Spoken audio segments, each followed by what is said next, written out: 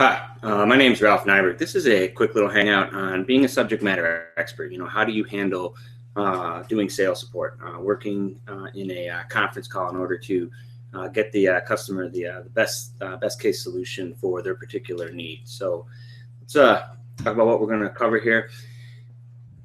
For me, the keys to a successful conference call are a lot about preparation. Okay, and so we will talk a fair amount about that. But first, we're going to talk about really knowing your role. What your job is when you're meeting with the sales rep and a customer in terms of helping provide the appropriate solutions to the appropriate problems. Again, as I mentioned before, we're going to talk about being prepared and what we can do from a readiness standpoint before the call even occurs.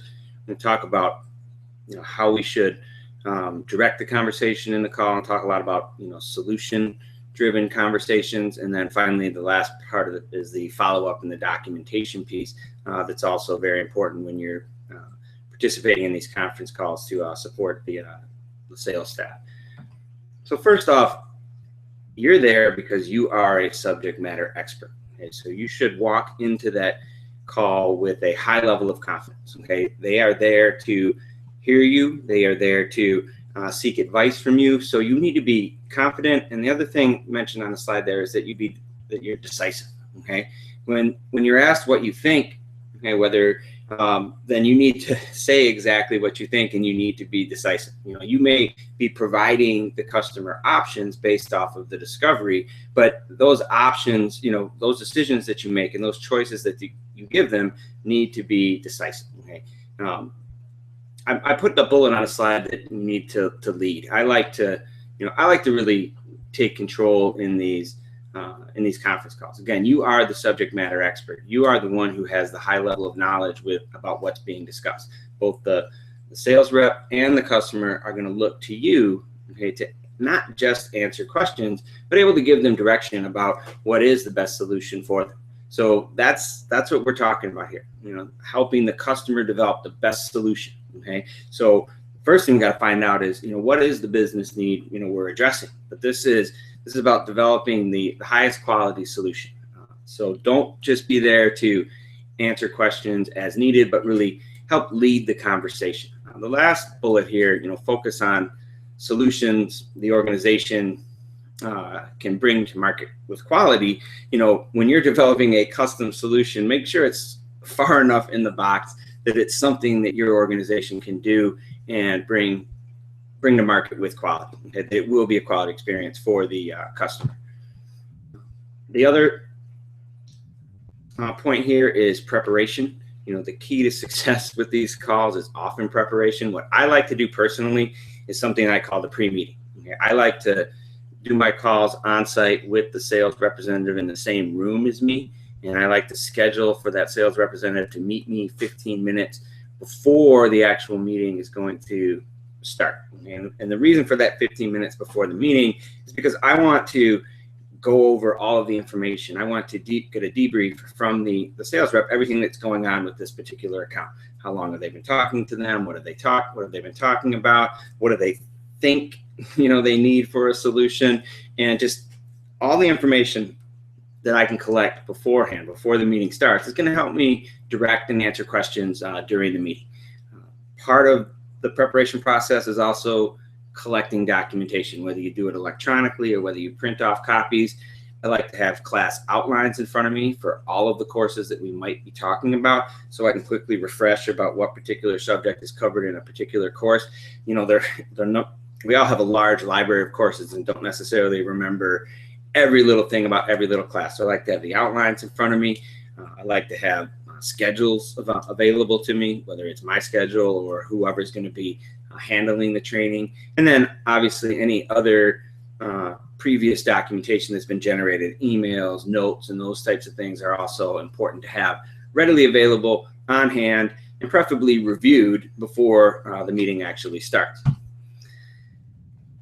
In the meeting itself, okay, remember that what we're trying to do is we're trying to provide a solution to our customer. Okay, so what I like to do is after everybody goes through the introductions on the call, I like to step in and just ask the question, what business problem are you addressing? Okay, what is your need here? And maybe it's because they're doing an upgrade, or maybe it's because they're bringing in a new software product into their company. But whatever it might be, I need to try and find out as much as I can about their need. Okay, now your job in the conference call is not to upsell and things like that. And you see on the slide, it says, don't upsell without context. Let it happen through discovery.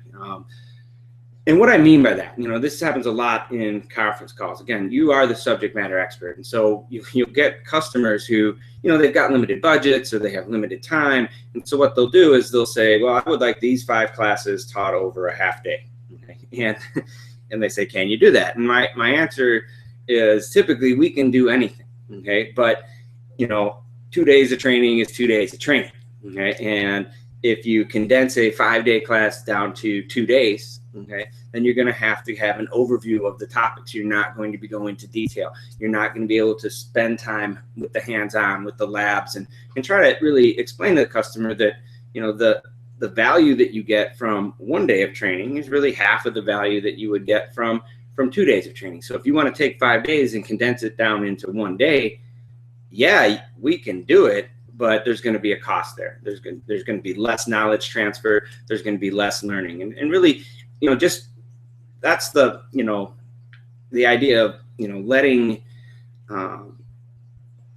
the quote unquote upsell happen organically through the discovery process. And the customer will say, well, you're right. It's not realistic for me to put 5 days of material into 2 days, and so yeah, maybe we need to break that out into a 5-day class and just do it at its normal pace. And the thing is that I always lean on the fact that our courseware is developed by professionals, okay? And they think that this is the appropriate amount of content for a day, or for 2 days, or for 5 days. Okay, and so you're going against the expert when you're deciding that, oh, I want to do all of that in 1 day and things like that. And so I'm just honest with the customer about the value that you're going to receive from 1 day of training is 1 day of training. The value you're going to receive from 3 days is going to be 3 days of training, and so you really should see 3 times the value.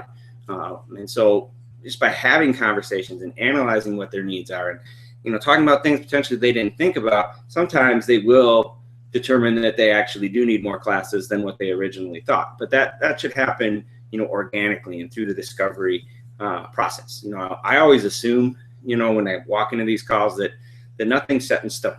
Okay, so we're developing a solution. Okay, so it's not as if they're going to take this class on this date.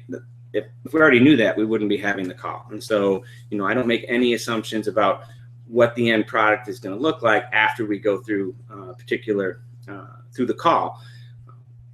Focus though should always be on providing a high quality, high value solution to the customer. Okay, and we can't really do that unless we know what exactly their need is. What is the business problem that they are addressing? And so get that out there on the table right at the beginning of the call, and that way that'll better assist you in terms of being able to assist the customer. And then lastly, looks like I spelled document wrong here.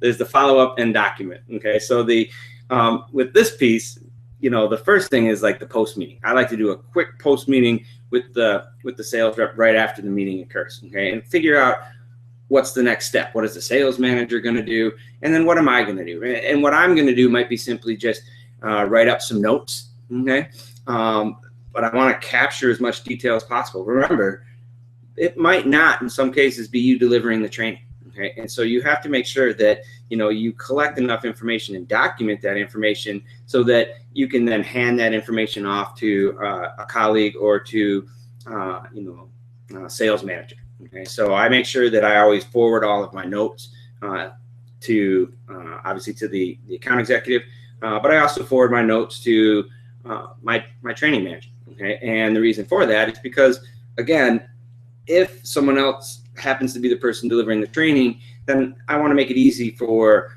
the sales rep and the training manager to be able to forward that information on. Okay? And so, and that goes for any communication I have directly with the customer as well. I may have some follow-up communication with the customer, and I always make sure that my sales manager and also the account executive are CC'd in on any communication I would have directly with the customer as well. Okay. If another instructor is going to be delivering it, then I always try to reach out to that instructor, because sometimes things get lost in translation. So they read your notes and they think they understand. And so I try to have sometimes a brief, sometimes a detailed conversation with the instructor to make sure that everybody's on the same page and we are delivering the solution, that we have promised to the customer. So I hope this helps. This is one of those situations where, the more you do it, the better you will become at it. And, make sure that when you walk into that room as that subject matter expert, that, you understand that you are the subject matter expert. And it's important that you're confident and you're leading that customer to the best solution. Thanks.